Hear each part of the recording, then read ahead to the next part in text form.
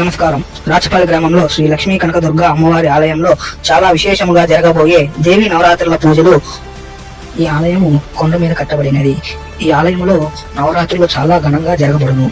అదే విధముగా ఈ నవరాత్రులలో చాలా విశేష కార్యక్రమాలు, హోమాలు జరగబడును. భక్తులందరూ కూడా అమ్మవారి దీక్షలో పాల్గొని అమ్మవారి సేవల్లో పాల్గొంటారు. అదే విధముగా అష్టమి రోజు చండీ యాగము, నవమి రోజు 108 కలశాలతో అమ్మవారికి అభిషేకము, దశమి రోజు మహాపూర్ణావతి చక్ర స్నానం జరుగుతుంది. ఈ యొక్క కార్యక్రమాలన్నీ కూడా ఈ నవరాత్రుల టైంలో చాలా ఘనంగా నిర్వహిస్తారు.